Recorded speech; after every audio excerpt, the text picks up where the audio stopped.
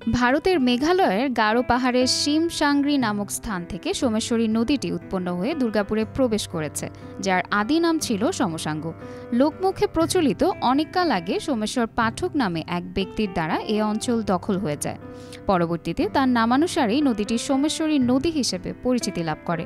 শীতকালে পানি কমে গেলেও সাদা নীল মিশ্রিত স্বচ্ছ জলের সংমিশ্রণে বর্ষায় ফিরে পায় পুরো যৌবন। তাই নদীটি দেখতে ভিড় করে দেশের বিভিন্ন প্রান্ত থেকে আসা দর্শনার্থীরা। দুর্গাপুরের এই সোমেশ্বরী নদী এখানে একটা সুন্দর মনোমুগ্ধকর দৃশ্য, যেটা আপনাকে মুগ্ধ করবে এবং বাংলাদেশের এই দিকে উত্তরবঙ্গের দিকে সবচেয়ে সুন্দর জায়গা। এবং আপনারা এই নদীর একটি সবচেয়ে ভালো বৈশিষ্ট্য হচ্ছে নদীটি সরাসরি ইন্ডিয়া থেকে বাংলাদেশে প্রবেশ করেছে। এবং আপনি দেখতে পাচ্ছেন পিছনে হচ্ছে এই যে এইদিকে পাহাড়, নদীর পিছনে পাহাড়, এটা সৌন্দর্যটাকে আরো বাড়িয়ে তুলছে, বৃদ্ধি করছে এবং এত সুন্দর পানি, যেটা আসলে মনোমুগ্ধকর। নদীটিকে স্থানীয়রা মনে করে থাকেন কয়লা আর পাথরের খনি। ভারতের উজান থেকে পাহাড়ি স্রোতের সাথে ভেসে আসে কয়লা আর পাথর, সেগুলো জমা হয় এই নদীতে।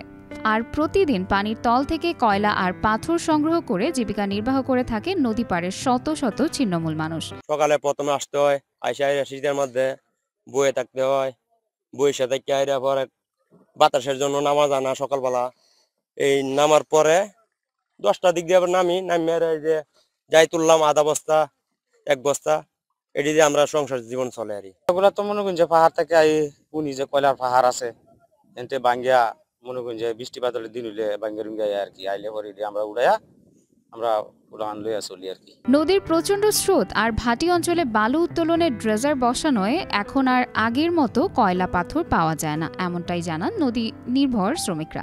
সকাল সন্ধ্যায় মনে করেন যে আগে মনে করেন যে বালু কয়লা পাইছি, মনে করেন যে স্রোত কম আসিন, কয়লা টানে উঠছে। এখন স্রোত বেড়েছে, কয়লা নিচেতে জায়গা মানে ডেজারে গাথায় ফিরে যা, এখন আমরা তুলতে বিরাট কষ্ট হয়। এমনিতে আগে তো অনেক এই বিগত 2 বছর আগে অবশ্য বালাই পাইছি কয়লা, এখন আর কয়লা পাওয়া যায় না। স্রোত বাইরে গেছে নদীর, আপনার এই ডেজার বোয়ার কারণে স্রোত বেশি হয়ে গেছে, যার কারণে কয়লা গিয়ে ডেজারের গাঁতত। প্রতিদিন নদীতে কয়লা আর পাথর সংগ্রহ করে 500 থেকে 2000 টাকা উপার্জন করতে পারেন বলে জানান শ্রমিকরা। 5 থেকে 600 টাকা ইনকাম হয় সারাদিনে। কেউ 700 টাকা, কেউ 1000 টাকা, কেউ 2000 টাকা।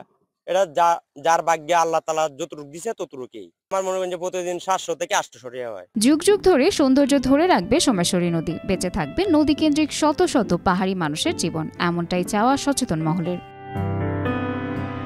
নাজনীন নিসা, আনন্দ টিভি।